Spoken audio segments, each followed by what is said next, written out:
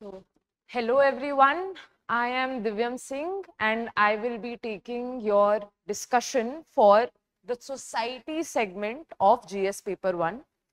हम लोग Indian history, art and culture already एक सेशन में कर चुके हैं. हमें पूरा जीएस पेपर 1 डिस्कस करना था, लेकिन क्योंकि वो क्लास थोड़ी लंबी हो जाती अगर सोसाइटी के सेगमेंट को भी इंक्लूड करते, तो हम लोग सोसाइटी को आज इस सेशन में कवर करेंगे. For those who have not watch the previous session, it is a stand alone session, तो एज सच आप कुछ मिस नहीं कर रहे हैं. हम लोग हर चीज को स्टार्टिंग से ही पिकअप करेंगे.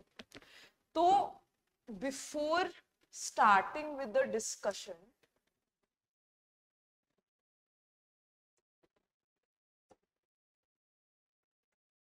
let us first talk about what are your takeaways from this mock test very briefly and the pattern of society.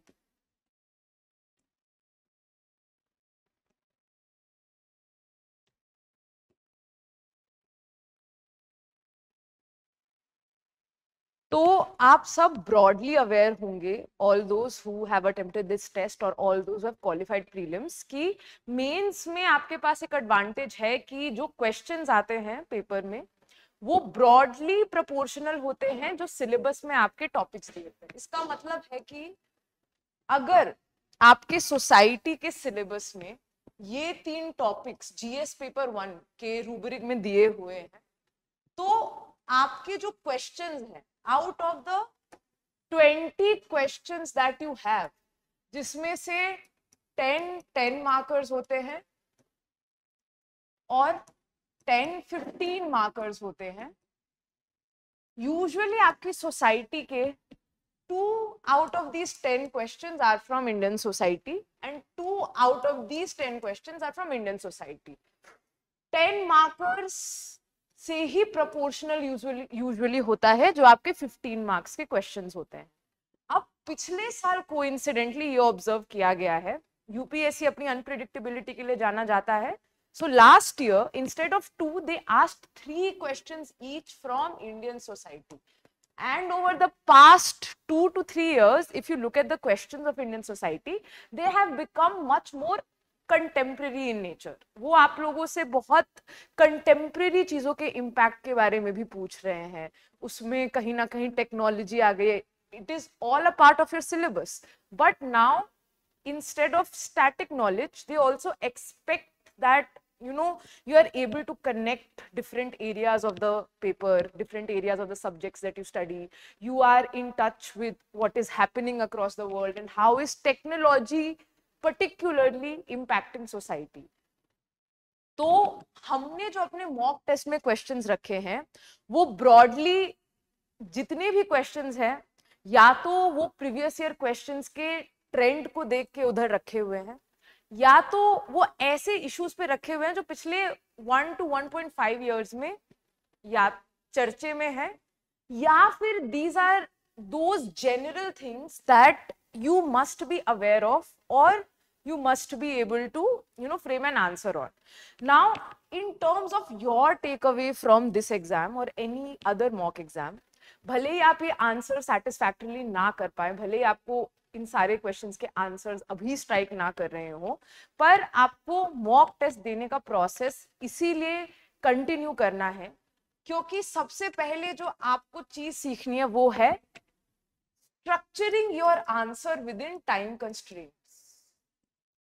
इसका मतलब ये है कि देखिए, आपके आंसर का कंटेंट विल ऑलवेज चेंज. आज जो आप टेस्ट दे रहे हैं अगर 3 दिन बाद भी आप देंगे तो आपका कंटेंट थोड़ा बदल जाएगा. This process will continue till the day of your mains examination.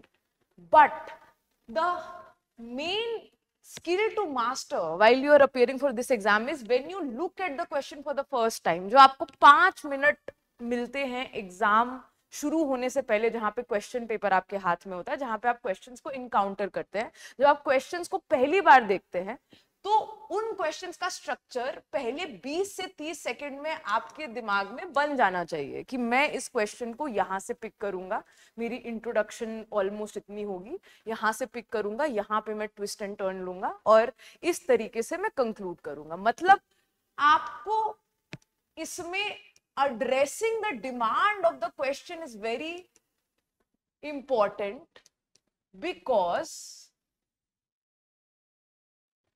आप चाहे कितना भी लेंदी आंसर लिखें, आपके हिसाब से कितना भी अच्छा आंसर लिखें, अगर आपने बस कीवर्ड्स को देखा, उसके ऊपर एक आंसर लिख दिया, आपने कितने भी पेजेस भर दिए, लेकिन यूपीएससी में अगर आपका आंसर कंटेक्चुअल नहीं है, अगर आपका answer is not addressing the needs of the exam, then examiner आपको मार्क्स देने के लिए लायबल नहीं है, आपको 0 भी मिल सकता है. So the first thing you need to do is understand the demand and address the demand of the question very, very briefly. This depends on how conceptually sound you are. This depends totally upon your conceptual knowledge. Now, दूसरी चीज है time management, जिसके बारे में I guess आप लोगों को अभी बहुत ज्यादा चिंता नहीं करनी चाहिए. वो जितनी बार आप सिलेबस, अभी मेंस में 1 महीने से ऊपर थोड़ा टाइम है, इसीलिए ये मॉक टेस्ट ऐसे टाइम पे स्ट्रेटेजिकली प्लेस किया गया है. अभी आपके रिवीजन की साइकिल्स में जितना कंसोलिडेट करेंगे आप अपनी प्रिपरेशन को, आपका टाइम मैनेजमेंट उतना बेटर होता जाएगा. देखिए, टाइम मैनेजमेंट से आपकी स्ट्रगल्स लास्ट डे तक रहेंगी, मेंस एग्जाम के दिन तक रहेगी. पर ब्रॉडली इस टाइम पर अगर if all of you are taking more than 3 hours in the sense that if you're taking, say, 3 hour 20 minutes or 3 hour 15 minutes to complete your paper, that is still very good.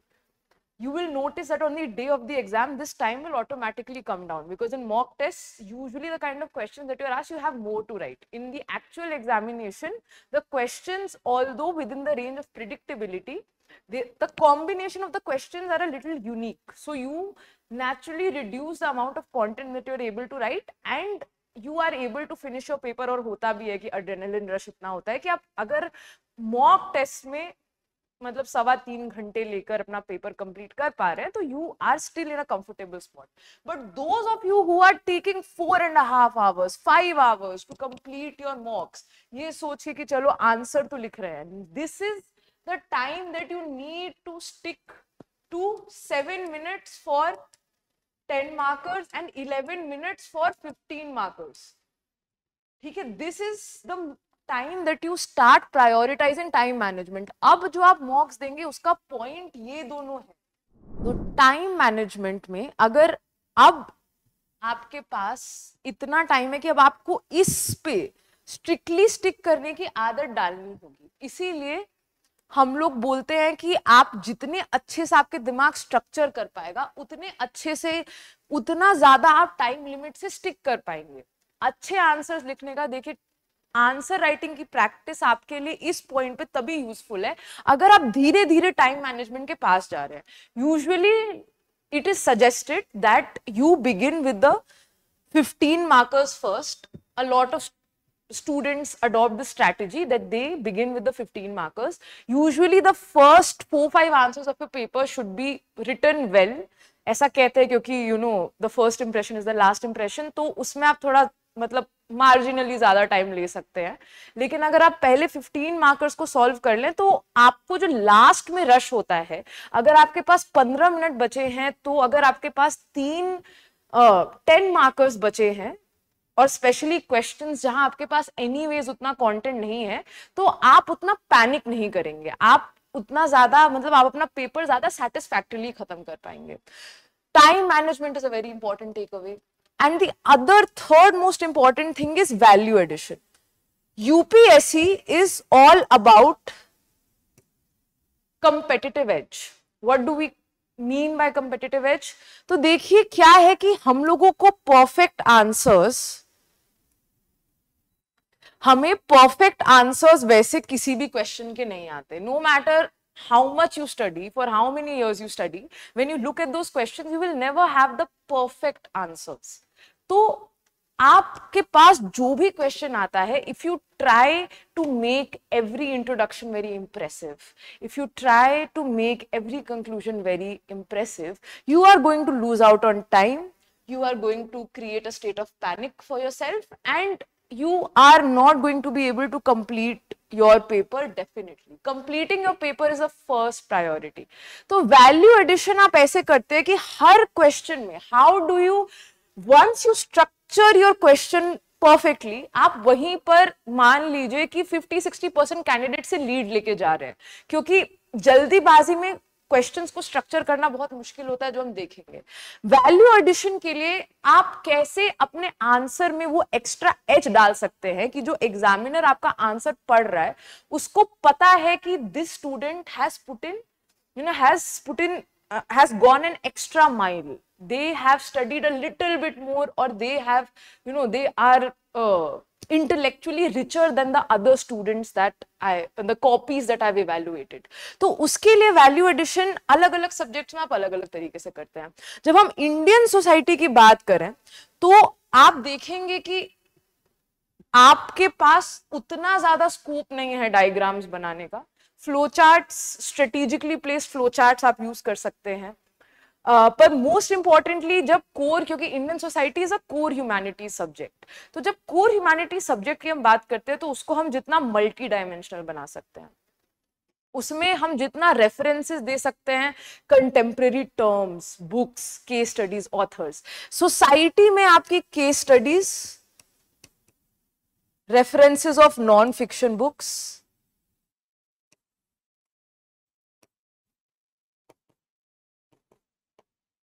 अब बहुत सारे बच्चों के पास तो sociology optional ही है, तो उन लोगों को ज्यादातर अगर सोसाइटी में कुछ नोटेबल डायमेंशन है जो एक इंपॉर्टेंट ऑथर ने हाईलाइट किया है, उनको पता होता है। ऑप्शनल वाले बच्चों को अपना कम्पिटिटिव एज इस में यूज करना चाहिए। वो हिस्ट्री ऑप्शनल के बच्चे भी अपना कम्पिटिटिव एज सोसाइटी में यूज कर सकते हैं, क्योंकि यूजुअली इस जोन से जुड़े हुए ऑथर्स या काम के बारे में उन्हें पता होता है। अगर आपको नहीं भी पता है, ये सब ऑप्शनल। देखिए अब वैल्यू एडिशन का क्या है कि आप इसको अपनी प्रिपरेशन का फोकल पॉइंट नहीं बना सकते।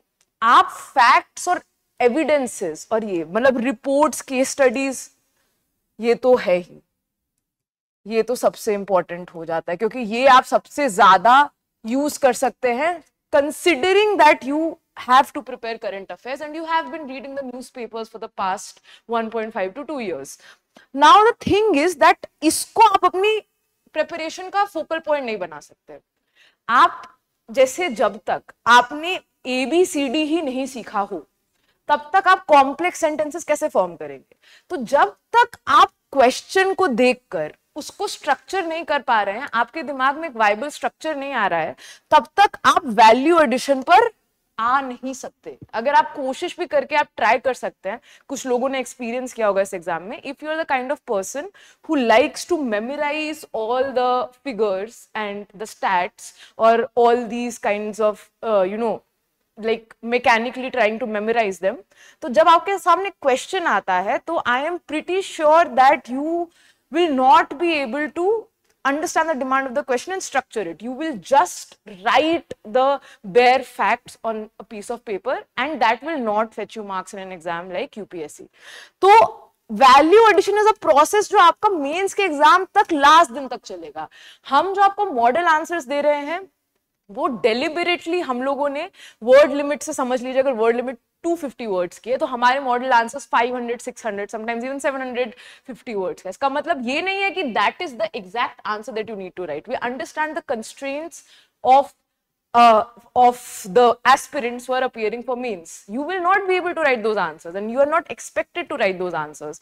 पर जैसे हम लोग बात करते हैं कि एक फूड चेन में एनर्जी ट्रांसफर का प्रोसेस होता है, 10% ही हर ट्रोफिक लेवल पे जा पाता है, वैसे ही पढ़ाने का तरीका भी कुछ ऐसा ही होता है कि अगर मुझे आपको कुछ एक्सप्लेन करना है, अगर मैं चाहती हूँ कि आप कुछ कॉन्सेप्ट्स रिटेन करें, तो मैं आपको काफी डायमेंशंस दूंगी ताकि जब आपके फिल्टर आप तक फिल्टर होकर जाए तो आप कुछ तो रिटेन कर पाए उससे। तो नेचुरली जब आप उस प्रोसेस को चर्न करेंगे, आप वो आंसर्स पढ़ेंगे, अपने नोट्स को एनरिच करेंगे, तो उन 500 वर्ड्स में से 250 वर्ड से ज्यादा आपके दिमाग में नहीं रहेगा। अगर 5 एग्जांपल्स दिए हुए हैं तो अगर आप 1-2 भी रिकॉल कर पा रहे हैं एक कंटेक्चुअल टाइम पर एक क्वेश्चन में, तो वही एम है मॉडल आंसर का।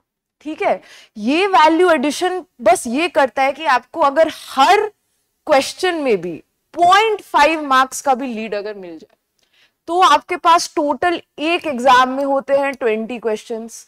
4 जीएस पेपर की भी अगर मैं बात करूं तो ऑल अप्रोक्सीमेटली, एथिक्स में नहीं होते, एथिक्स में 13 होते हैं, पर फिर भी 80 क्वेश्चंस को अगर मैं 0.5 से भी मल्टीप्लाई करूं तो 40 मार्क्स की lead, which is the difference between an interview call and not qualifying means, which is the difference between a rank and not qualifying the exam.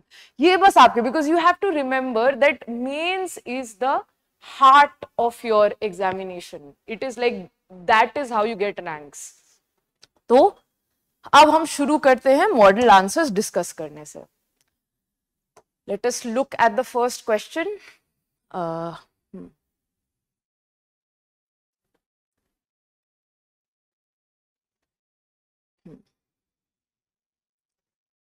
तो देखिए इसका फॉर्मेट कुछ इस तरीके से होगा कि मैं क्वेश्चन, हम लोग क्वेश्चन पहले थोड़ा सा ब्रॉडली स्ट्रक्चर के बारे में बात करेंगे, फिर उसके बाद हम लोग मॉडल आंसर, पहले एक बार स्ट्रक्चर डिस्कस कर लिया, हाउ टू अप्रोच हमने आंसर कर लिया, तो मॉडल आंसर को हम लोग अपने हिसाब से यूटिलाइज कर ही लेंगे.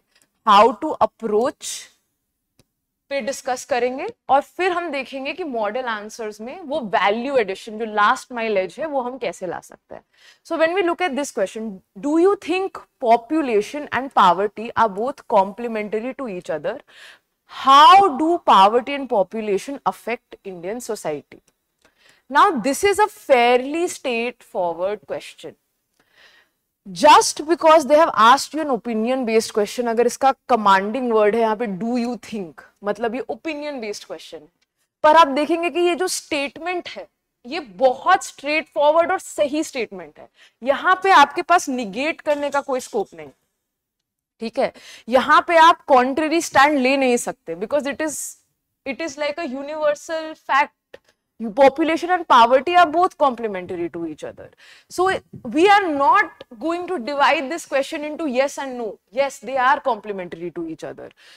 So in the first part of the question, we are going to discuss how does population affect poverty,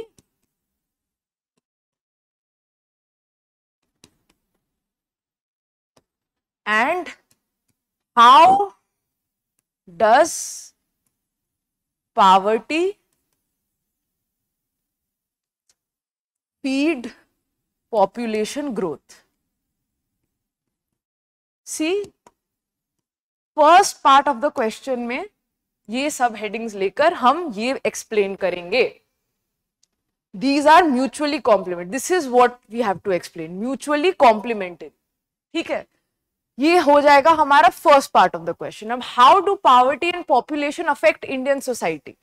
तो देखिए जहां भी आपका ये टर्म यूज हो गया इंडियन सोसाइटी, तो एक बहुत अच्छा तरीका दैट यू कैन यूज और devise right from this moment and use in subsequent answers is that जब हम इफेक्ट्स ऑन इंडियन सोसाइटी की बात करते हैं तो हम लोग उनको कुछ ब्रॉड कैटेगरीज में डिवाइड कर सकते हैं. ठीक है, इस आंसर में, इस मॉडल आंसर में भी हम देखेंगे हमने क्या क्या ये किया है.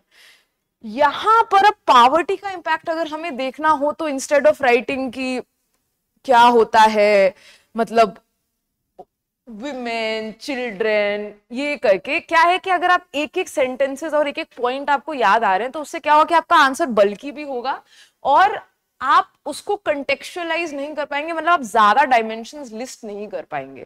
तो आप अपने आंसर को पॉइंट्स और एग्जांपल्स में ना डिवाइड करके डायमेंशंस में डिवाइड करिए. तो अब व्हाट आर द डायमेंशंस? अब देखिए पॉवर्टी जो आप विमेन की बात करें, आप मतलब इकोनॉमिकली वीकर सेक्शंस की बात करें, आप कास्ट की बात करें, पर वो सब अगर देखा जाए तो आता है under the broad rubric of social justice.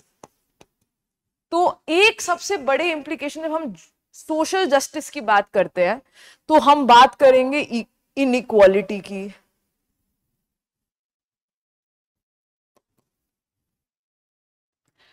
हम बात करेंगे एजुकेशन एंड हेल्थ की,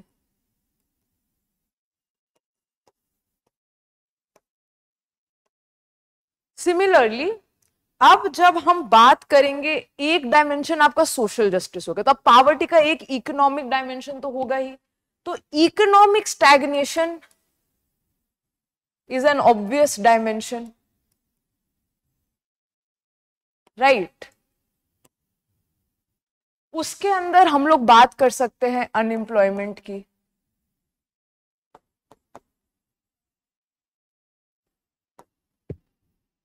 उसके अंदर हम लोग बात कर सकते हैं अनएम्प्लॉयमेंट की, और उसके साथ हम लोग इकोनॉमिक इनइक्वालिटी की तो बात कर ही रहे हैं, कॉन्सेंट्रेशन ऑफ वेल्थ हम सबको, ठीक है।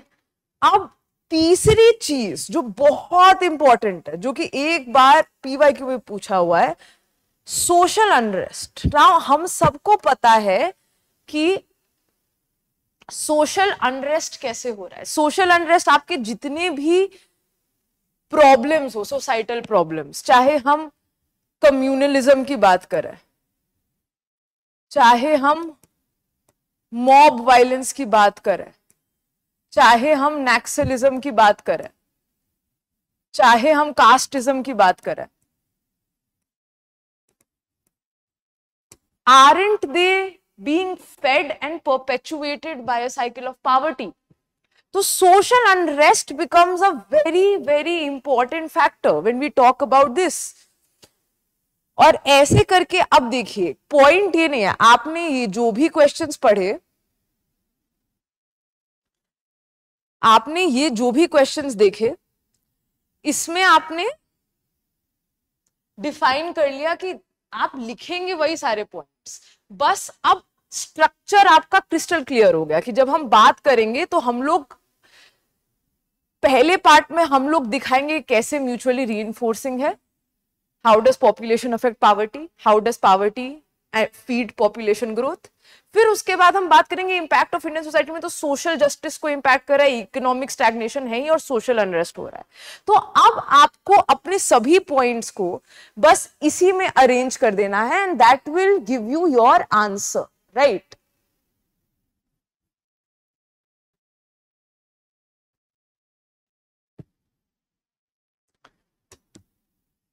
तो इंडियाज पॉपुलेशन एंड इंट्रोडक्शन, अब इसमें वही वाली बात है कि introduction I will not discuss very ये, क्योंकि ये कोई एब्सोल्यूट इंट्रोडक्शन नहीं है। बस इंट्रोडक्शन के हम लोग एलिमेंट्स डिस्कस कर सकते हैं कि either you begin, if it is about a very convoluted concept, थोड़ा सा उसको डिफाइन करके हम लोग शुरू करते, but that is not a universal thing, ठीक है। अब इसका मतलब ये नहीं है कि अगर कोई क्वेश्चन ग्लोबलाइजेशन का इंपैक्ट पूछा in society, so define a very basic term like globalisation. यहाँ पे आपको अपना दिमाग यूज करना है। अब इस क्वेश्चन के लिए ज्यादा कंटेक्चुअल क्या रहेगा इंट्रोडक्शन में, कि आप पॉपुलेशन और पॉवर्टी का लिंकेज दिखाएं। तो उसके लिए आप कुछ रिपोर्ट्स या फिगर साइट कर सकते हैं, जो कि आपने अपने यहां पे हम जो साइट कर रहे हैं वो हमारे वो एग्जाम्पल के लिए हमने साइट किया। अगर आपके नोट्स में और भी बस स्टैंडर्ड सोर्सेस से होने चाहिए, जैसे जब हम लोग बात करें तो UNFPA, proper like good sources से आप रिपोर्ट से site. India's population estimated at around 1.46 billion in 2025, the most populous country. Concurrently, debates around the poverty line, its definition and measurement have intensified. तो आप ये कर सकते हैं कि इंडिया का हमेशा से ये पैराडॉक्स रहा है. This has been a paradox of India's development, even though it is now the most populous country with 1.46 billion population. It has never performed adequately on poverty measurement and like social indicators. So reflecting the complex socio-economic realities of a diverse and vast population. So a demographic, आप ये भी use कर सकते हैं, it has turned the demographic dividend of India into a demographic disadvantage.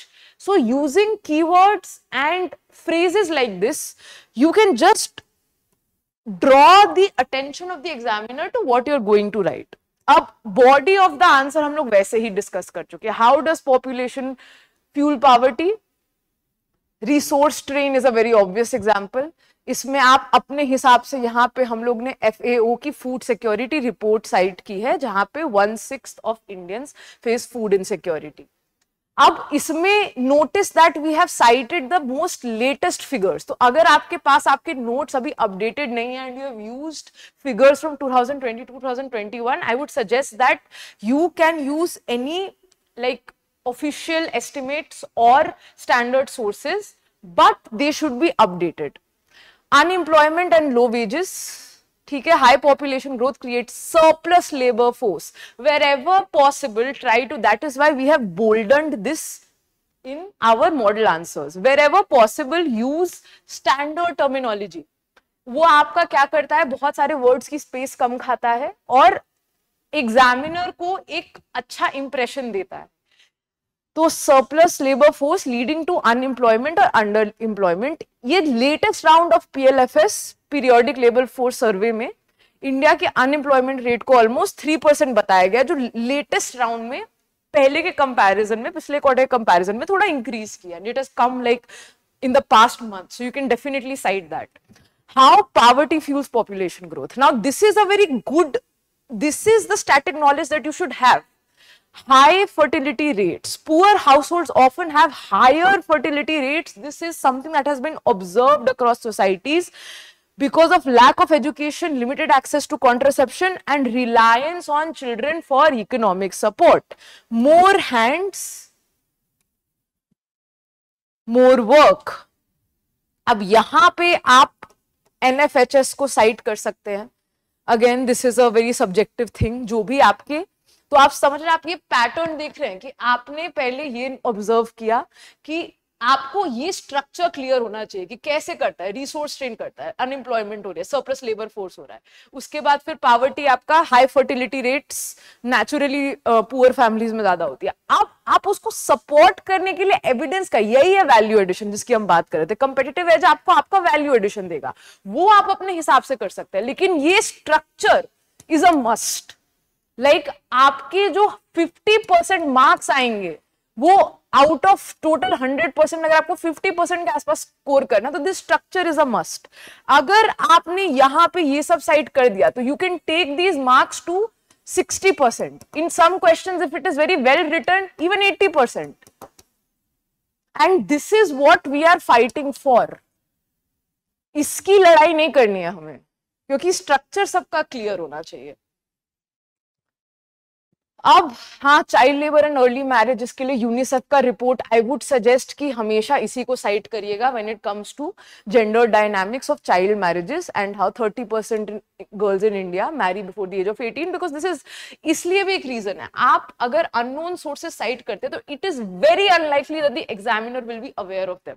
So instead of making up facts and figures और citing a report, I would suggest that only have a few of them in your notes and use them, reuse them in different answers, in different contexts. हर बार हर नई चीज की जरूरत नहीं है, लेकिन use, like this is a very well known report, जो कि हम लोग हमेशा जब भी इंडिया में जेंडर इनइक्वालिटी की बात करते हैं तो ये रिपोर्ट का जिक्र हम यूजुअली करते हैं अपने आंसर्स में, अपने डिस्कशंस में. तो अब इम्पैक्ट्स ऑन इंडियन सोसाइटी के लिए जैसे हमने करा था, आप उस तरह से स्ट्रक्चर कर सकते हैं एजुकेशन एंड हेल्थ में. ग्रोथ स्ट्रेन्स पब्लिक सर्विस, आप MPI को, नीति आयोग का MPI सोशल जस्टिस के क्वेश्चंस में जरूर साइट कर सकते, खासकर जब पॉवर्टी का जिक्र हो तो MPI को साइट करना बहुत जरूरी है. ठीक है. Amartya Sen in development, Amartya Sen is the economist to cite when it comes to social justice, of course, because cycle of deprivation, development of freedom, basic amenities approach की education और health की importance, जब तक आप किसी को capability नहीं provide कर रहे हैं तब तक आप उसको material resources provide करके भी cycle of deprivation से निकाल नहीं सकते. वो capability सिर्फ health और education से आती है. gendered inequality is a very good, this poverty driven early marriages and high fertility rates disproportionately affect women, including their workforce participation.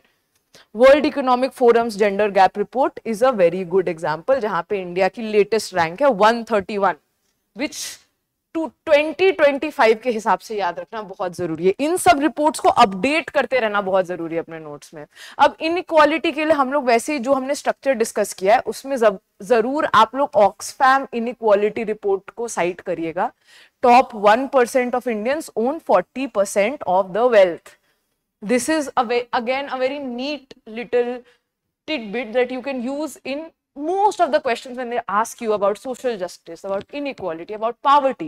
No one is stopping you from using these in different answers in different contexts. This is what you should be practicing for in your mocks. उसके बाद urbanisation and pollution is again a marginal example. अगर आपने structure वैसा कर लिया है तो आप इन सब पॉइंट्स को स्ट्रक्चर में अरेंज कर सकते हैं, ठीक है। तो अब यहां पर आप फिर ये कर सकते हैं कि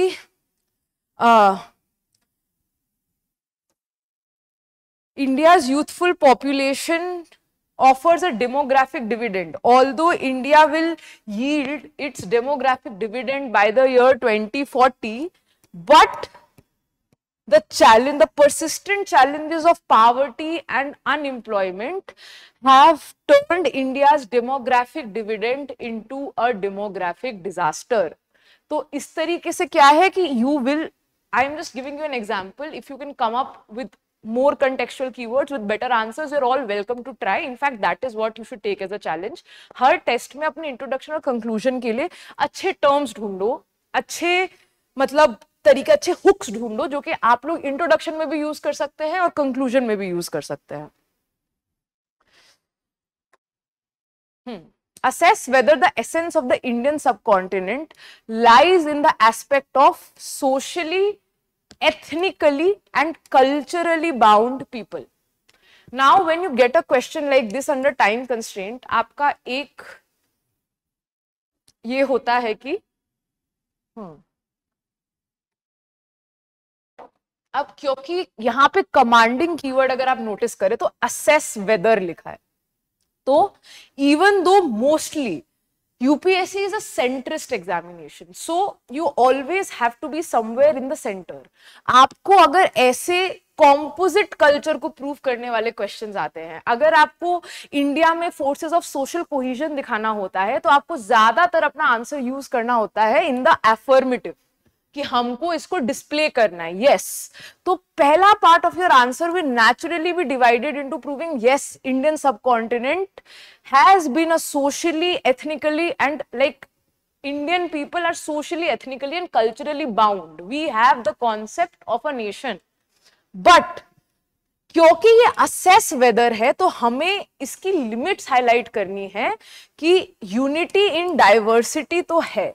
तो अब इसको जब हम फर्स्ट पार्ट में करेंगे, तो अगर आपको बहुत ज्यादा अपना आंसर स्ट्रक्चर करने का कुछ स्ट्राइक नहीं कर रहा आपके दिमाग में, तो आप ये कर सकते हैं कि यूनिटी इन आप ये बस सिंपली कर सकते हैं कि aspect of socially, ethnically and culturally bound people में तो आप सोशल कोहेजन का फोर्सेस दिखा सकते हैं, कल्चरली और एथनिकली, लिंग्विस्टिकली आप ऐसे डिवाइड कर सकते हैं कि हम लोग कैसे एक हैं। How India has displayed remarkable features of unity and syncretism. But at the end of the day, you have to highlight its limit, that it is, although India does represent, you know, India does represent a unified entity in terms of a nation, but there are distinctive cultural units also.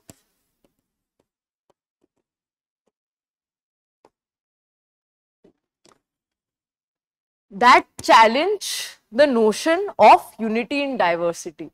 So claims based on ethnic nationalities, north east का separatism का बात कर सकते हैं, nationalities, extreme communal strife,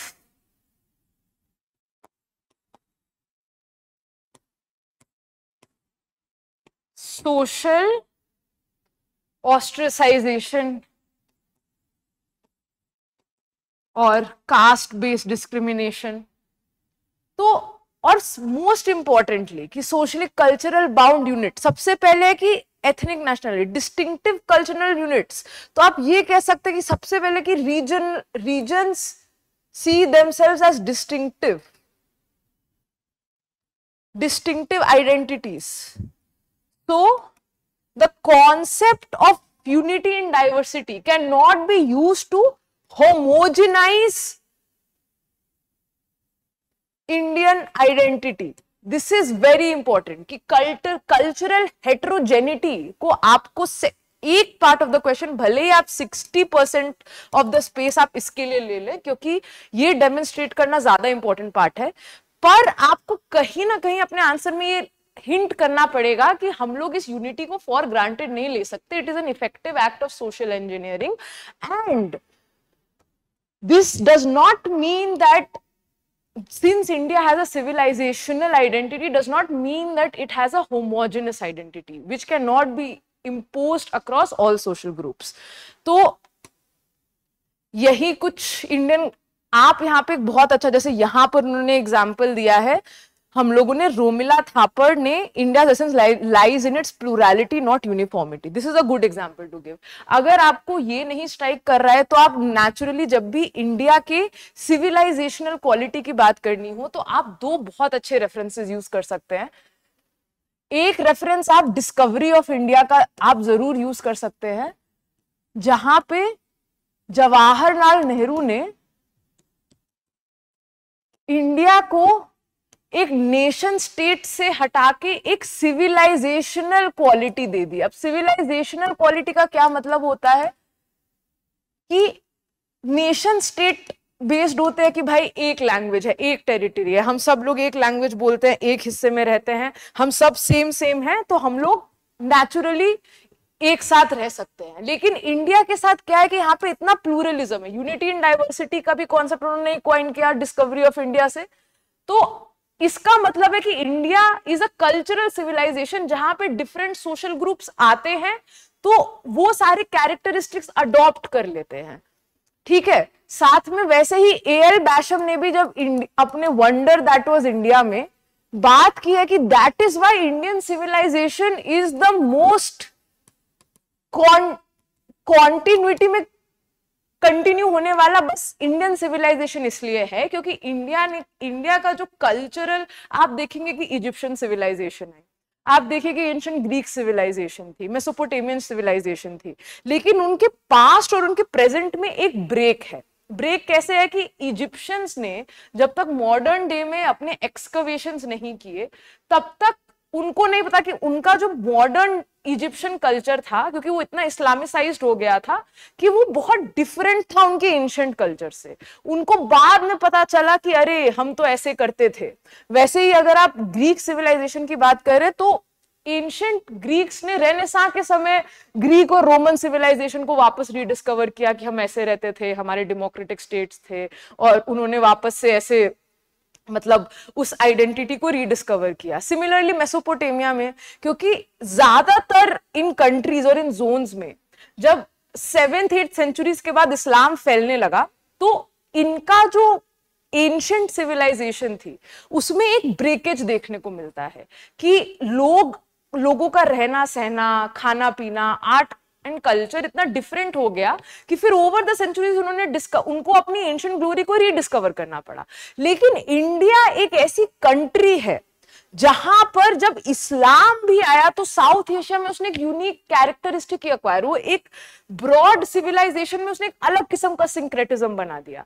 यहां पे हम लोग एंशिएंट इंडिया से देखेंगे तो अगर आप इंडस वैली सिविलाइजेशन की भी बात कर ले, भले ही हमने उसे डिस्कवर 1921 में किया, लेकिन जब अगर हम लोग बात करेंगे यज्ञास की, सैक्रिफाइसेस की, ब्रॉडली जो हमारे प्रैक्टिसेस हैं, आइकोनोग्राफी की, मतलब पशुपति सील में लोग अब बोलते हैं कि हम लोगों का जो वर्शिप ऑफ गॉड्स भी एक तरीके से बहुत पहले से कंटिन्यू हो रहा है. जो वैदिक सिविलाइजेशन की बात करते हैं तो चाहे आपका कास्ट सिस्टम हो, चाहे आपका ये यज्ञ हवन करने की जो मॉडर्न डे नोशन जो हम आज तक कैरी करते हैं, वो लार्जली अगर देखा जाए तो कॉन्टिन्यूअस ही है. उनमें कोई बहुत बड़ा ब्रेक नहीं आया है या कोई बहुत बड़ा जंक्चर नहीं आया है जहां पे वो चेंज किया है. तो इन दोनों इंस्टेंसेस को आप अपने आंसर्स को एनरिच करने के लिए खासकर इंट्रोडक्शन में बहुत अच्छे से यूज कर सकते हैं। अब जो आपका कंटेंट है वो ब्रॉडली इसमें जैसे अगर हमने स्ट्रक्चर की बात कर लिया तो आपका कंटेंट ब्रॉडली बस उस स्ट्रक्चर को फिल करने के एग्जांपल्स ही हैं कि अगर आप इधर देखेंगे तो हिस्टोरिकल फाउंडेशंस ऑफ कल्चरल, आप एक्सप्लेन करेंगे कि India has been ruled by many subcontinental empires, Mauryan empires जिसमें जम्बू द्वीप का एक कॉन्सेप्ट था जो कि इंडिया की टेरिटोरियल अवेयरनेस को रिप्रेजेंट करता था कि ये जो एरिया है साउथ एशिया का वो एक एम्पायर, एक इससे आइडेंटिफाई, लोग एक टेरिटरी से आइडेंटिफाई तो कर रहे हैं। मुगल एम्पायर और मौर्यन एम्पायर दोनों के बीच में cultural exchanges, cultural syncretism, ethnic diversity and social cohesion. The subcontinent is home to numerous ethnic groups जो कि आप मेंशन करेंगे। ये उसके अलावा तो ये सारे ethnic groups were broadly subsumed within the rural and village life of India. M.N. Srinivasan ने ये बहुत इंपॉर्टेंट सोशियोलॉजिस्ट है, तो अगर आप जीएस के भी स्टूडेंट हैं तो कोशिश करिए कि इनको याद रखें, इनके काम को साइट करें, खासकर जब कास्ट की बात आएगी। अगर संस्कृताइजेशन या वेस्टर्नाइजेशन कहीं पे मेंशन करना हुआ तो आई एम एक्सपेक्टिंग कि सबने इतनी तैयारी की है कि वो M.N. श्रीनिवासन को जानते हैं, ठीक है। अब यहां पे सबसे ज्यादा cultural syncretism and religious pluralism को आपको सबसे ज्यादा डिफाइन करना है। भक्ति and Sufi movements bridged Hindu Muslim divides with shared devotional practices and social practices. Ab Kabir and Guru Nanak promoted universal values, and the Ganga Jamuni Tehzeeb that developed in North India is the chief example of this cultural syncretism. अब linguistic diversity as a binding force में आप ये कर सकते हैं कि peoples linguistic survey के हिसाब से 780 लैंग्वेजेस हैं, but we have always have cross-cultural interactions between these languages. So both of these languages have shaped each other and have been influenced by each other. इसमें काशी तमिल समागम का भी आप एग्जाम्पल दे सकते हैं, जो कि पॉलिसी गवर्नमेंट ने 2022 में लॉन्च की है। बस वो चाहता है कि नॉर्थ और साउथ का जो कल्चरल डिवाइड है वो एड्रेस हो इससे। ये भी एक तरह का एक भारत श्रेष्ठ भारत, ये challenges to social and ethnic unity. हाँ, अब ये वाला है आपका second part of the question, ठीक है। Challenges to social and ethnical unities, challenges like communalism, casteism and regionalism have occasionally strained social bonds, ठीक है। Partition is an example of that. India's ability to integrate, आपको ये mention जरूर करना है कि इंडिया का democratic integrate diverse states and post independence, आपको मेंशन करना है कि उसमें चैलेंज है, पर क्योंकि ये 10 मार्क्स का क्वेश्चन है, बैरली 2 पेजेस है, तो आप बहुत ज्यादा नहीं लिख पाएंगे।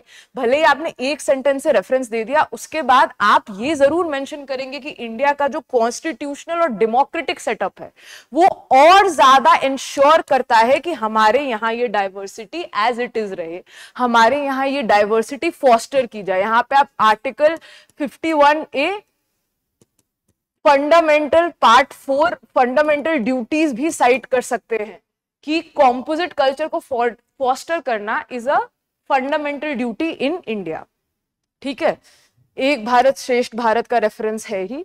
और ये अब कंक्लूजन में again this is a very good book to cite. Amartya Sen, argumentative Indian, argues that pluralistic traditions rooted in debate and inclusivity define its identity. आप अगर इतना भी अगर अपने कंक्लूजन में ले आए, that is further being preserved by the constitutional and legal order or the democratic order and the constitution of the society, तो आपका introduction would be better than most students in the exam. अब हम आते हैं, हाँ, now this is a very interesting question. When you see question like this in the exam you get very happy because this is a very familiar question. But trust me, जितना ज्यादा मतलब ऐसा question होता है ना on these contemporary terms, जितना ज्यादा जनरलिस्टिक देखने में लगता है, उसका आंसर लिखना उतना ज्यादा चैलेंजिंग इसलिए होता है क्योंकि जो बेसिक चीजें आपको पता है या बेसिक चीजें जो आपने खुद पढ़ी है या सीखी है इंटरनेट से, वो सब बच्चे लिखेंगे. उनको सबको पता है कि वो लोग सब फोमो डिफाइन करने से ही स्टार्ट करेंगे आंसर. और ये पूछ ही रहा है what is the notion of FOMO.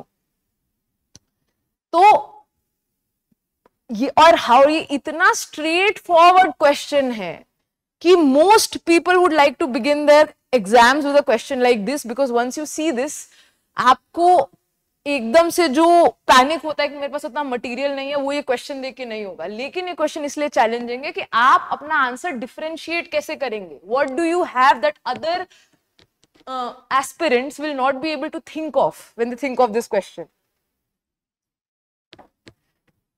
तो देखिए, पहला इसका पार्ट बहुत इजी है. ये हम लोगों को नीटली ही 2 पार्ट में ब्रेक हो रहा है ये question.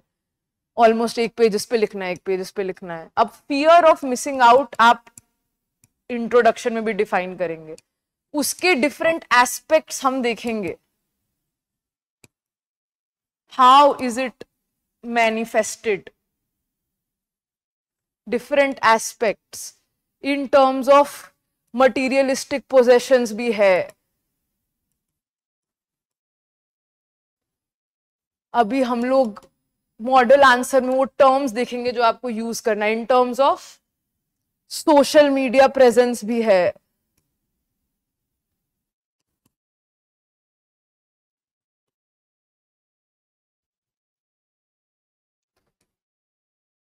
In terms of insecurity about individual achievements.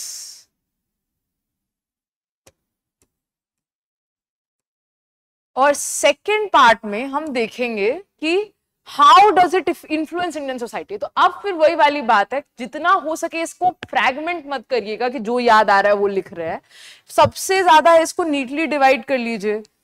Children and teenagers जो सबसे पहले आते हैं दिमाग में, ठीक है.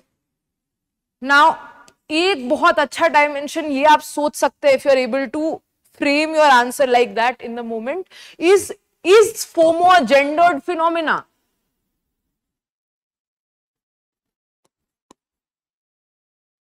Is the impact different when it comes to men and women? Right? और उसके बाद आप इसका इकोनॉमिक डायमेंशंस भी लिखेंगे कि क्यों सबसे बड़ा तो इसका डायरेक्ट इम्पैक्ट क्या है. कहीं ना कहीं तो ये आपके हाइपर कंज्यूमरिज्म से ही इन्फॉर्म हो रहा है कि हम जैसी जिंदगी जी रहे हैं, हम लोग कॉन्स्टेंटली कंपटीशन में हैं, इस रैट रेस में हैं जो कि जिसमें हमें कैपिटलिज्म ढकेलता है. तो अब इसका आंसर इंट्रोडक्शन में Patrick J McGinnis is attributed to popularising this term. उन्होंने 2021 में एक बुक लिखी थी फोमो. उनकी एक और किताब है FOMO sapiens, and he basically spelled this phenomena out for people to understand कि देखो सोशल मीडिया आने के बाद एल्गोरिदम जैसा कर रहे हो तो ऐसा हो तो रहा है. ही जस्ट आइडेंटिफाइड इट. ठीक है. तो अब इसको डिफाइन करने में the anxiety of inclusion from rewarding experiences amplified by social media platforms. This is a very ये तो आप यहाँ पर पैट्रिक जे मैकगिनिस और हार्वर्ड बिजनेस स्कूल को साइट कर सकते हैं. आप आई हाईली डाउट कि आपके पास ऐसे स्पेसिफिक अगर एग्जाम्पल नहीं हो तो मतलब कुछ चीजों के लिए देखिए, जैसे ऐसी चीजें ना फोमो, जब सोशल मीडिया के बारे में keep some material ready. Okay, what do experts say, what is the literature that exists out there spelling out the dangers of social media, and then apply it in different forms. So now anxiety and apprehensions that others might have might be having regarding experiences from which one is absent. Though the feeling of missing out has existed for centuries, the phenomena has intensified in recent years with the rise of social media platforms like Facebook, Instagram and Twitter. अब हम जब बात करते हैं impact of different sections on the society, तो इनको आप club कर सकते हैं स्टूडेंट्स एंड टीनेजर्स में. आई हाईली डाउट आपको स्पेसिफिक रिपोर्ट्स याद रहेंगी, पर अगर आप इतना भी कर पा रहे हैं, reduced academic focus and increased stress students में प्रायोरिटाइज. एक चीज है कि अगर आप शोज और वेब शोज ज्यादा देखते हैं, तो एक बहुत अच्छी डॉक्यूमेंट्री है नेटफ्लिक्स पे, सोशल डिलेमा करके, आप उसका रेफरेंस भी दे सकते हैं. उसमें they explain how algorithms are particularly designed to target the minds of young teenagers. Okay, I call it FOMO drives impulsive behaviors. Comparison trap is a term that you should definitely use.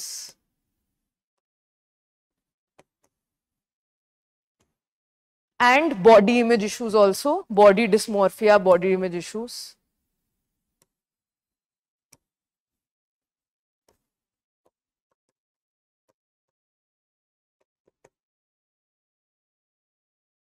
अब school students increasingly exposed to social media face FOMO related to peer activities and trends. अब इसका impact अगर हम देखें तो middle class individuals में upward mobility के लिए अस्पायर करना, ये एक फॉर्म का कंज्यूमरिज्म, इसको आप इकोनॉमिक डायमेंशन में लेंगे. कंज्यूमरिज्म ड्राइव कर रहा है कि आप expensive purchases on EMIs, on easy EMIs, on debt आप इसीलिए लेते हैं because you do not want to miss out on experiences. The recent boom in travel, specially middle class Indian, specially foreign destinations, is also an example of that. अब इस यहाँ पे this is a very important part of your question.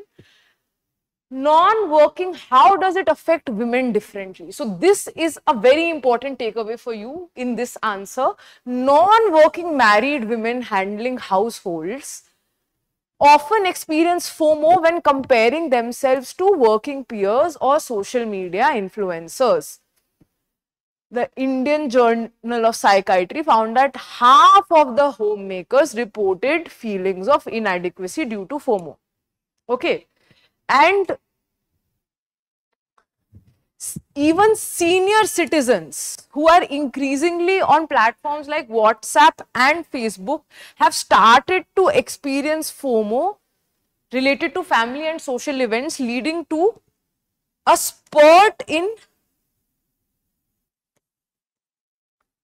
mental health ailments.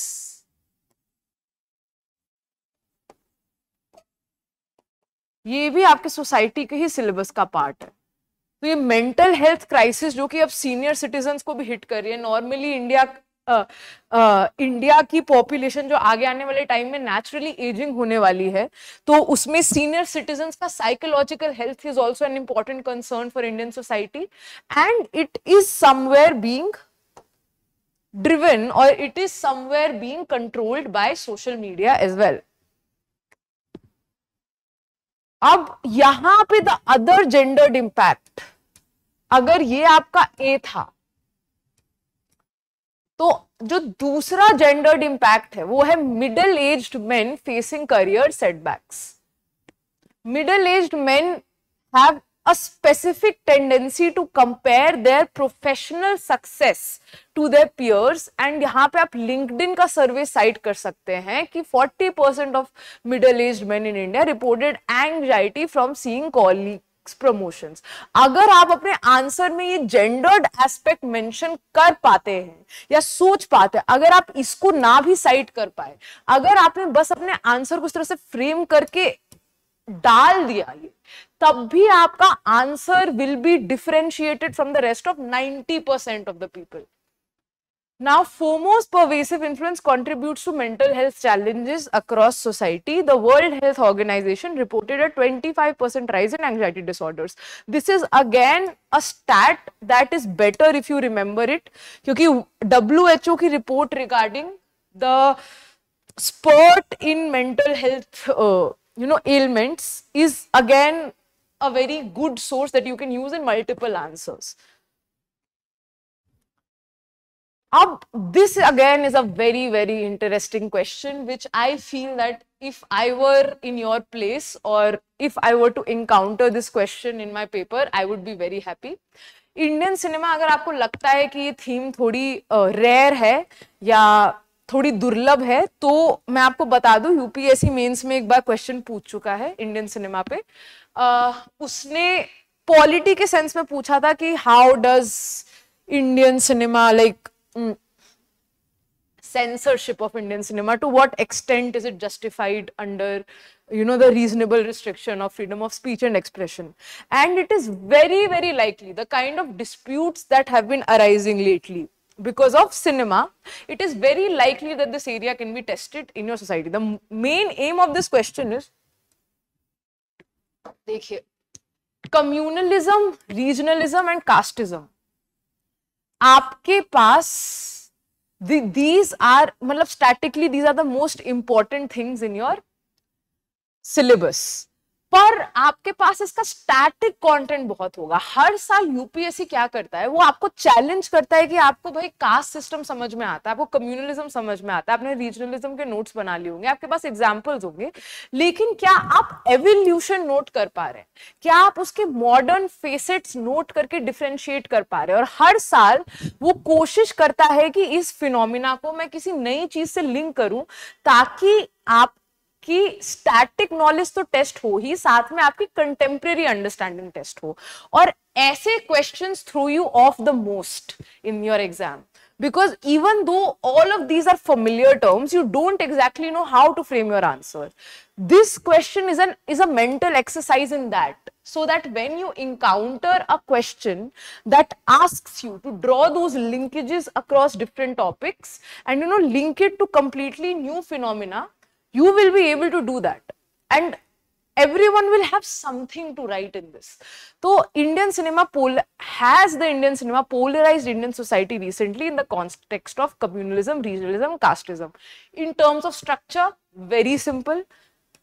The question itself, because it is a question, again opinion based question, so naturally here you have a greater scope of taking both sides.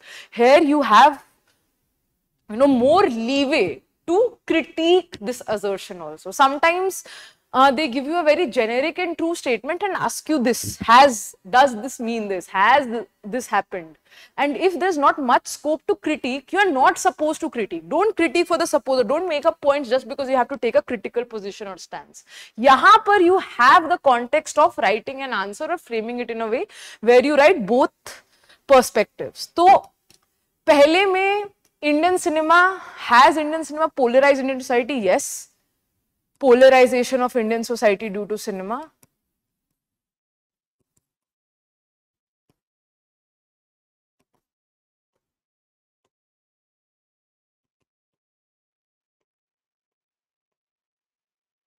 आप बात करेंगे communalism की,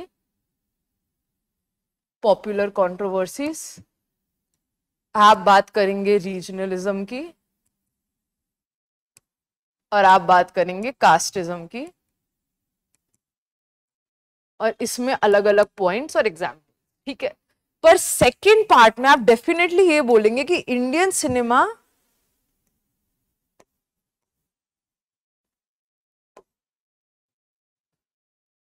awareness not polarisation.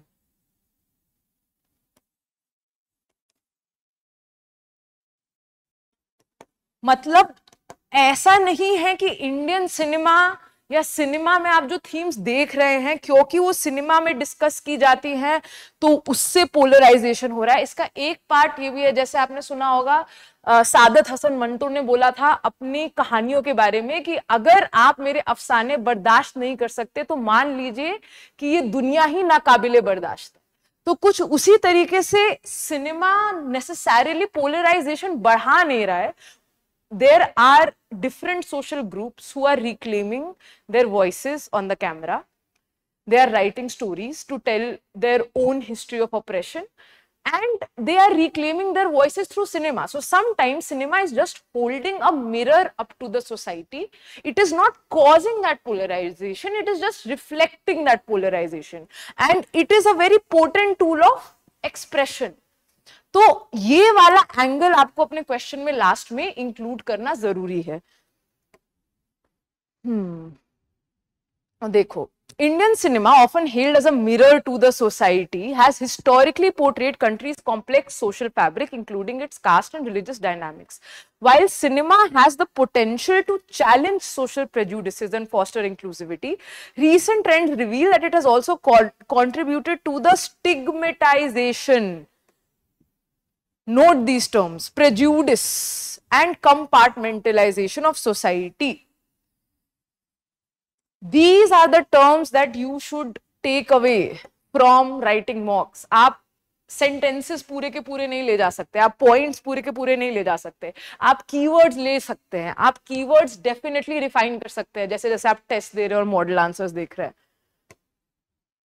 Cinema's role in reinforcing caste prejudice, communalism, and यहाँ पे हम लोगों को communalism भी देख ही लेना चाहिए, communal prejudice and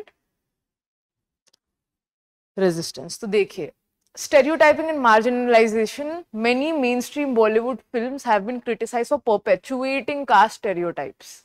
For instance, depiction of Dalit and lower caste in subservient or negative roles. यहाँ पे आप आरक्षण का पूरा debate about reservation, caste-based reservation, it caused a lot of controversy in a sense. This is a very good example that the NRI genre films of Bollywood, and lately the kind of films that have been making the round, like South Indian films, are very successful films. Like for example, even when you talk about films that were very successful like RRR, and they talked about the freedom movement, although they tried to make it inclusive by including the voice of a tribal, but they don't talk about the fault lines that existed in terms of caste and social exclusion of certain caste. वैसे बॉलीवुड के NRI genre films में तो आप देखोगे कि cast होता ही नहीं है. अगर आप पॉपुलर वेब सीरीज भी कंसिडर करो तो जैसे panchayat, it is a very what do you say, it is a very light-hearted show that you're supposed to enjoy with friends and family. But if we talk about an accurate depiction of the Indian village, is that conversation ever complete without talking about caste? So this is something, the erasure of caste is something that is seen in popular Bollywood films and in different kinds of cinema. Now, upper caste narratives and savior complex. This is a very good example. So, films addressing caste issues adopt a Gandhian upper caste savior complex, where even when they talk about caste oppression, they talk about it from the perspective of an upper caste protagonist rescuing rescuing a Dalit victim, or they subject them to a victimhood mentality. And an example of this is definitely Veda, was a Bollywood movie. I'm forgetting the year. I think 1 साल पहले आई थी. Religious stereotyping and communal prejudice. तो religious stereotyping and communal prejudice में although हम लोगों ने यहाँ पे एग्जाम्पल नहीं दिया है, लेकिन मेरे ख्याल से अगर आपको ये क्वेश्चन कभी भी एग्जाम में आए तो आपको लिखना तो पड़ेगा. Kashmir files, Kerala story, these are like very controversial examples but true nonetheless. मैं ये नहीं कह रही हूँ कि you have to agree or disagree with them, but they did cause polarization. हम लोग बस उस टर्म्स में बात कर रहे हैं कि पोलराइजेशन उनकी वजह से हुआ, बहुत डिबेट हुई, बहुत ज्यादा बातचीत, कंट्रोवर्सी, है ना. तो cinema as a site of contestation. Now this is the second part of your answer, कि it is a site of contestation and resistance where filmmakers and artists are reclaiming their voice and they're actually depicting caste and all of these social problems very beautifully. So films like Pariyeram Perumal was a Tamil film.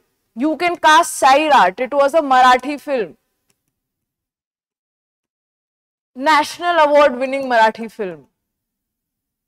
Court was a national award winning Marathi film. They have Dalit filmmakers and activists use cinema to deconstruct dominant narratives and expose systemic discrimination and foster pride and solidarity. Nagraj Manjule is a very famous Dalit director, and he has used cinema in order to, he has created very powerful narratives using cinema. Impact on society, stigmatization and compartmentalization. By reinforcing caste and religious stereotypes, cinema contributes to the compartmentalization of Indian society into rigid social categories, often legitimizing discrimination and social exclusion as less widespread and ये. ठीक है, तो अब impact on Indian society में आप इसको conclusion में अगर cite कर देंगे तो most of your answer is complete. Now when we talk about the next question, what are the major roadblocks for Indian women in the professional sphere? How do these challenges affect women in other domains? Now, if you notice the questions, जैसे इस mock test में, क्योंकि बाकी सारे section I guess थोड़े ज़्यादा convoluted है, तो society को फिर भी बहुत हल्का रखा गया है, क्योंकि यहाँ पे थोड़े भी मतलब questions में थोड़ा भी complication ना देने की कोशिश की गई है.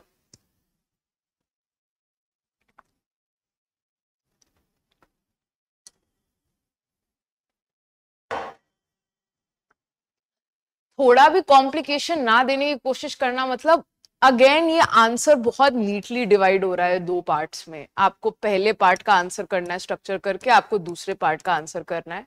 इसमें व्हाई हाउ ये भी नहीं पूछ रहे हैं, ये व्हाट पूछ रहे हैं, तो आपको वैसे ही लिस्ट करने हैं फैक्टर्स पहले पार्ट में.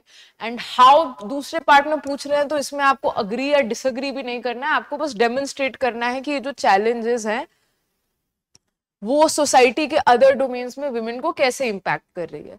तो इसका स्ट्रक्चर आपको क्वेश्चन ही बना के दे रहा है. ऐसे क्वेश्चन में आपको दिमाग स्ट्रक्चर के लिए नहीं लगाना है कि क्या लिखूं क्या. हाँ, अब आपके पास इतने सारे generic points in the moment होंगे कि आपको स्ट्रक्चर करने के लिए ये दिमाग लगाना है कि how will I proceed, what point will I prioritise and how will I differentiate my answer. Whenever a question is basic and generic, the challenge is never writing the answer, the challenge becomes differentiating the answer.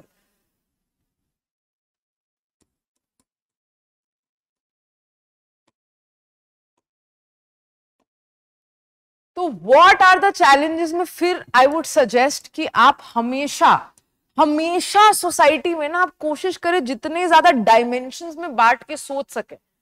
तो आप पहले बोलिए कि societal challenges, फिर कुछ होते हैं challenges that are specific to the workplace and professional sphere.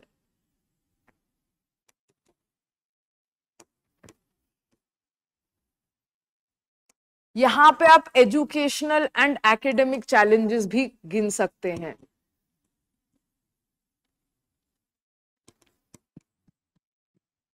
और उसके बाद इकोनॉमिक भी गिन सकते हैं, सोसाइटल, पर्सनल. अब how do they impact other women, how in other areas. तो आप बात करेंगे अदर एरियाज क्या है, लेबर फोर्स पार्टिसिपेशन. इकोनॉमिक में आप जब इकोनॉमिक की बात करेंगे तो इकोनॉमिक एरियाज में आपका labour force participation naturally impact हो रहा है. Cost to GDP and economic growth because of non participation of women in the workforce. Social में वो क्या करते हैं, सोशल एंड प्राइवेट.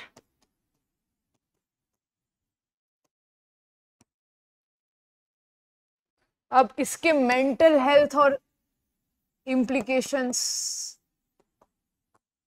ऐसे डायमेंशंस में. अब आपके डायमेंशंस इससे डिफरेंट दिख सकते हैं, ठीक है. ऐसा नहीं है कि हर क्वेश्चन में आपको इन डायमेंशंस पे स्टिक करना है, पर क्योंकि ये 15 मार्क्स का क्वेश्चन है तो ये 1.5 पेज कुछ ऐसा डिवीजन होगा रफली, ऑलमोस्ट इतना इतने में आप डिवाइड करेंगे। आपके डायमेंशंस, और अभी हम देखेंगे इसमें, हम जब मॉडल आंसर देखेंगे तो और डायमेंशन ऐड करेंगे। आपके डायमेंशन डिफरेंट हो सकते हैं, लेकिन आपको स्ट्रक्चर करने की आदत ऐसी होनी चाहिए कि जैसे ही क्वेश्चन देखे तो नीटली मेरा दिमाग में मतलब ऐसे स्ट्रक्चर बनने लगे एकदम इस तरीके से। ये होता है अच्छी तैयारी करना। अब अगर हम लोग ये बोले कि despite significant progress, Indian women continue to face numerous barriers in the professional sphere. ये काफी जेनेरिक सा इंट्रोडक्शन है जो कि आप यूज कर सकते हैं ऐसे क्वेश्चंस में। Usually you have to start with highlighting the multifaceted and deeply rooted social norms and organizational cultures. अगर आपने अच्छे तरीके से अच्छे लैंग्वेज में फ्रेम कर दिया तो this is an acceptable enough introduction. Now major roadblocks in the professional sphere. तो देखिए प्रोफेशनल स्फेयर में जब हम लोग उसमें बात करते हैं तो double burden is a very major concept. आपको key terms when it comes to women and the participation in the workforce हमेशा याद रखना है। तो double burden refers to the dual responsibility that a woman has to face in order to usually the responsibility of taking care of the household as well as going out there and working falls on the shoulders of the woman. So even after being a working woman, she is expected to take care of most of the housework and private activities. Basically it reinstills the sexual division of labor as it exists in the society. तो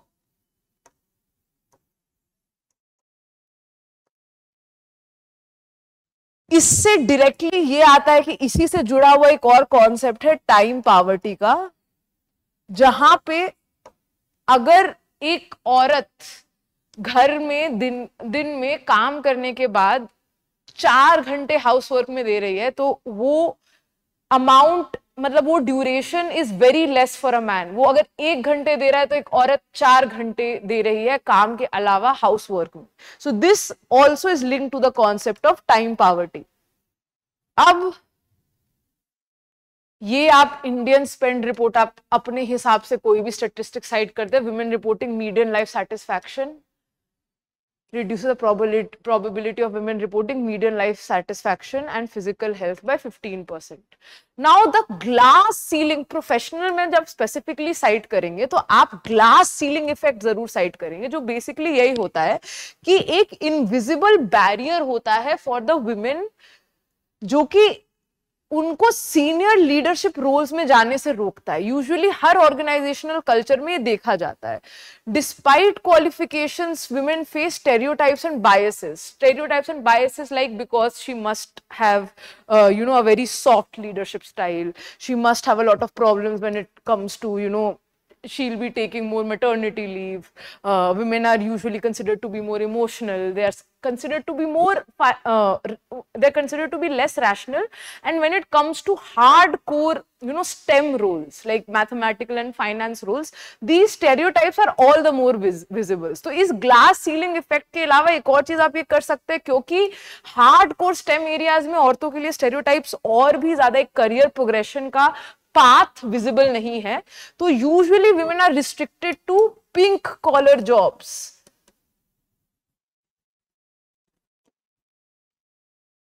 लो skills low wages, जैसे अगर आप देखेंगे तो textile industry हो गई, related to teaching, related to all the jobs that are considered to be more socially acceptable for women. Lack of mentorship and networking is a very contemporary and self-explanatory. This is something that these are the kind of points that you are expected to think of on the spot. ये वाले points आप ऐसे नहीं है जो याद करके जाएंगे तभी आपके दिमाग में रहने चाहिए। ये वो पॉइंट्स हैं जो आपके पास ऐसे ही होने चाहिए, जैसे आप देखेंगे। और अगर आप नेचुरली बात कर रहे हैं कि देखिए अगर करियर प्रोग्रेशन बहुत डिफिकल्ट है औरतों का because of the glass ceiling effect, it naturally means that they lack mentorship and networking. Sexual harassment at the workplace is also a very important dimension that you can cite.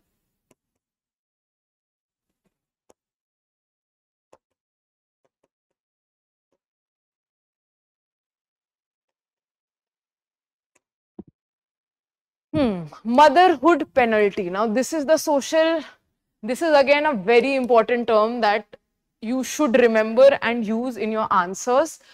This inhibits the professional growth of a woman and is also a personal and professional reason. Refers to the career setbacks that women face after becoming mothers. It is related to the role of double burden. जैसे यहाँ पर भी यही हो रहा है कि sexual division of labour बहुत रिजिड है, तो औरतें क्योंकि अगर प्रेगनेंसी के बाद बच्चों का ख्याल रखती तो usually women have to take a short career break which further sets them back on their professional journey. Now pay inequity, gender wage gap is as pertinent. अभी हमने पढ़ा कि इंडिया की रैंक वैसे ही 131 है, जो आप इधर भी यूज कर सकते हैं इस क्वेश्चन में अगर पहले क्वेश्चन में स्ट्राइक नहीं किया तो. Pay inequity remains a significant issue with women earning less than men for similar roles. We are not talking about different professions, but for similar roles also. Generation India report cites Forbes stating that globally women earn 77 cents for every dollar. Lower paying pink collar jobs like teaching and nursing. और gender based violence and harassment यहाँ पर है. ठीक है, तो impact on other domains की अगर हम बात करें फैमिली से, तो family life, societal roles, health and wellbeing. जैसा हमने बोला, अगर आप इतना सोच पा रहे हैं इन अदर एरियाज तो this is a comprehensive enough answer. If you have as many dimensions then you have been able to write this answer satisfactorily enough. Health and wellbeing तो हम लोग कर ही सकते हैं क्योंकि stress negatively affects women's physical and mental health both. आप इसमें मतलब इन जनरल विमेन के रिप्रोडक्टिव हेल्थ इंडिकेटर्स भी ऐड कर सकते हैं.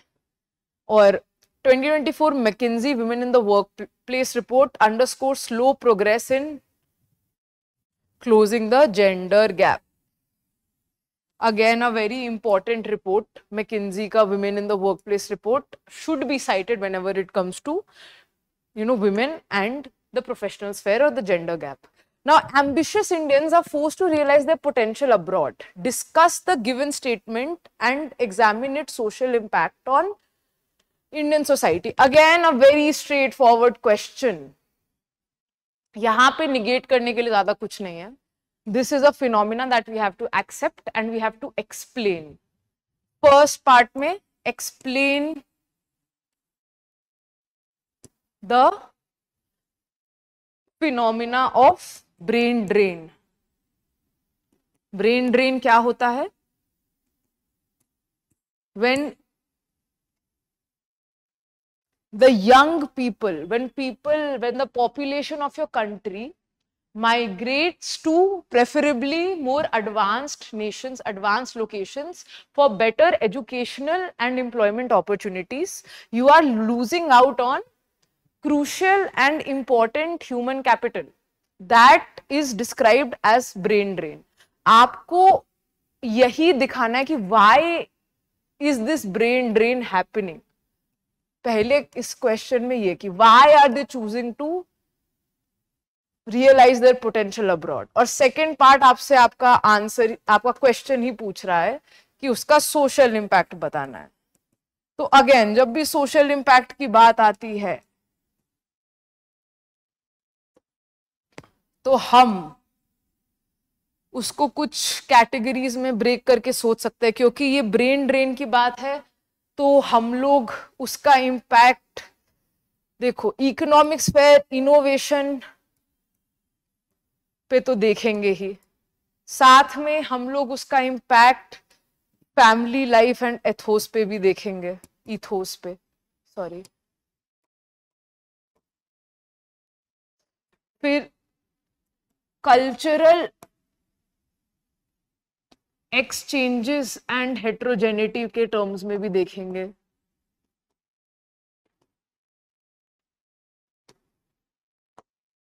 एक आइडेंटिटी क्राइसिस के टर्म्स में भी देखेंगे. इकोनॉमिक टर्म्स में देखना तो is a self explanatory thing. अगर आपने ऐसे स्ट्रक्चर सोच लिया तो उसके बाद आपको पॉइंट्स को बस अरेंज करना है उस ऑर्डर में।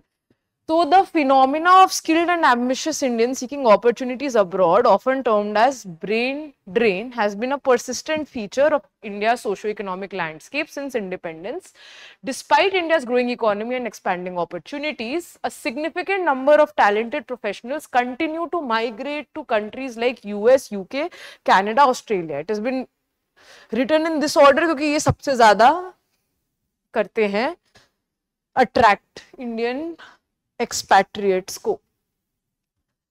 Reasons for ambitious Indians realizing their potential abroad. तो limited domestic opportunities and infrastructure is a very big reason. इसको कहते हैं push factor ना. तो अब आप ये बताते हैं कि आपकी population 1.46 billion है. Your education system produces millions of graduates annually, but the quality of jobs and research facilities are not available. There is an industry academia disconnect.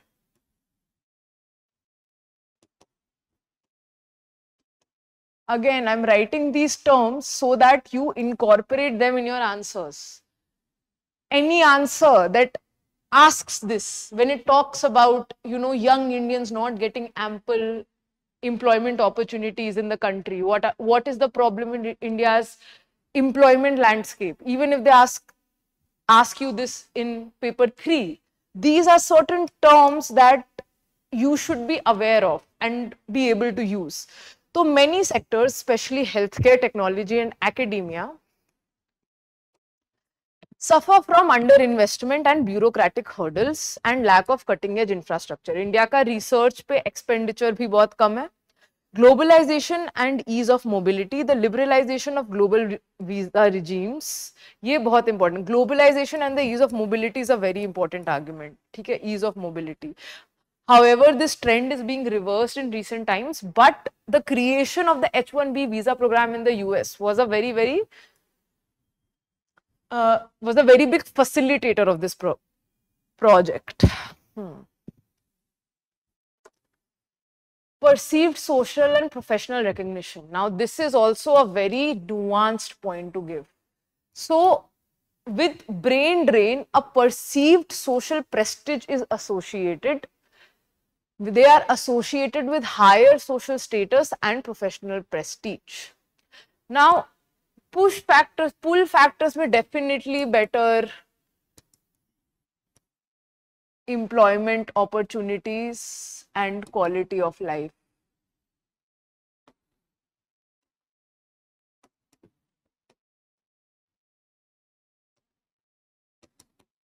आप वर्ल्ड हैप्पीनेस इंडेक्स कोट कर सकते हैं उसमें कि India की performance हमेशा काफी low रहती है compare to other, even if you compare to Scandinavian countries. तो देखिए, अब इम्पैक्ट में हम लोग ने देखा इनोवेशन पे तो ऑब्वियस इम्पैक्ट आ रहा है क्योंकि exodus of skilled professional results in a shortage of talent in critical sectors like healthcare, IT and scientific research. Socio-economic inequality and regional disparities, तो ये बहुत important है, socio-economic inequality and regional disparity, because migration is spearheaded by urban middle class background populations, and as a result this process of social the communities that have been traditionally disadvantaged socially, these social cleavages in the society in the form of poverty, in the form of urban rural divide, they continue to exist. They get further exacerbated because of this. Regions with poor educational infrastructure and economic opportunities suffer more. Families left behind face social, like impact on families is very important. Socio-psychological impact, social fragmentation with emotional and psychological costs. Cultural and identity challenges. The diaspora's success abroad sometimes fuel aspirational divides within Indian society, creating perceptions of success tied to migration. This is a corollary to your earlier point, where migration to these elite locations is associated with a certain kind of social prestige and positive social contributions. The Indian diaspora contributes significantly through, like, economic भी आप count करेंगे इसको. India is the highest receiver of remittances. Reverse migration और brain gain. Now this is a very important term. क्या होता है अगर आपके अर्बन मिडिल क्लास एजुकेटेड लोग बाहर जाते हैं, वो कुछ सिस्टम्स अक्वायर करके, कुछ नॉलेज अक्वायर करके इंडिया वापस आते हैं, और अगर जब वो एंटरप्राइजेस सेट करते हैं तो it creates a multiplier effect.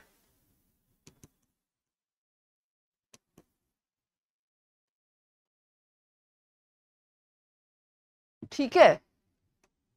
तो brain gain is emerging with many skilled professionals returning to India, bringing global expertise and entrepreneurial spirit. Now, government initiatives and policy responses that support this brain gain, Ramanujan Fellowship and global access to talent from India, or Gati, PM Gati Yojana, to attract them.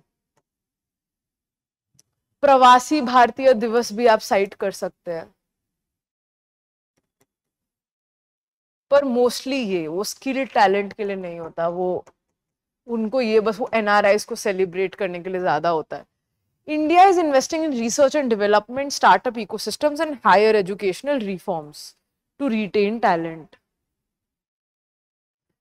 Diaspora. So all of these are generic points that you will find in the model answer, but basically the structure that we have discussed needs to be more impeccable.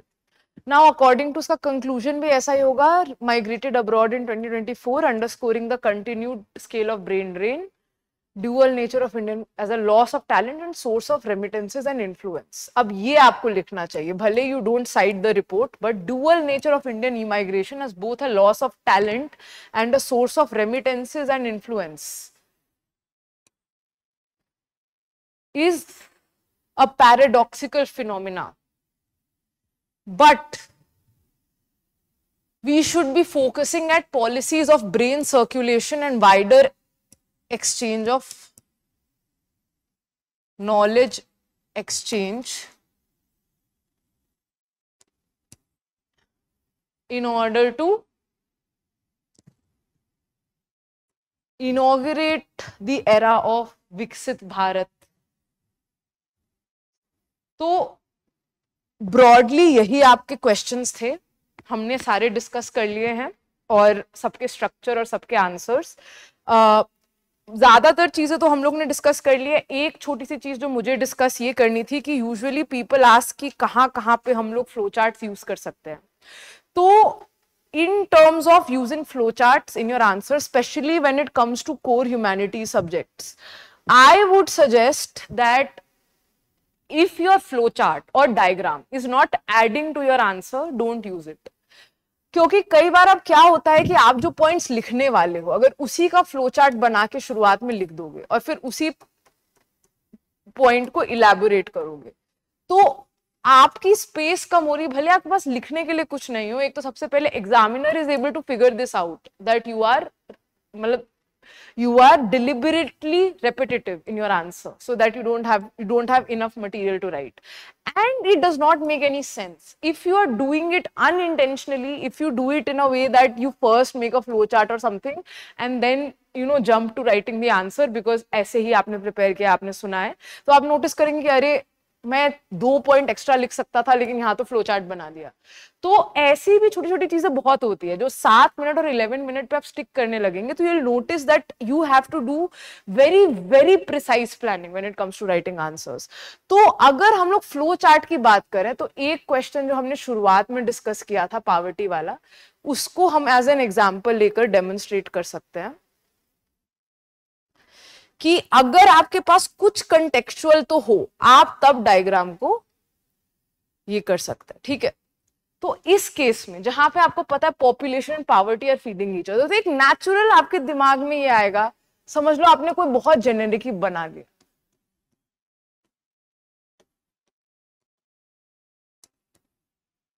ठीक है, उसके बाद उससे क्या होता है, resource crunch.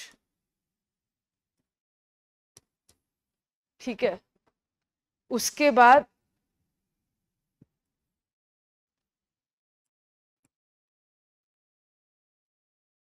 मैं अभी यहां पे कुछ ऐसा जार्गन यूज नहीं कर रही हूं, increase poverty,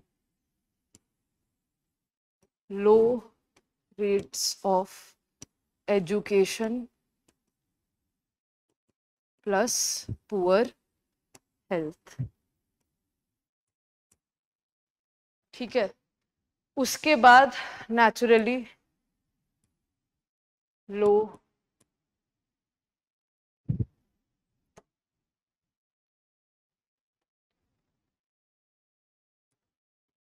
incomes and high birth rates. ठीक है, अब यहां पे लिख दो vicious cycle of population and poverty.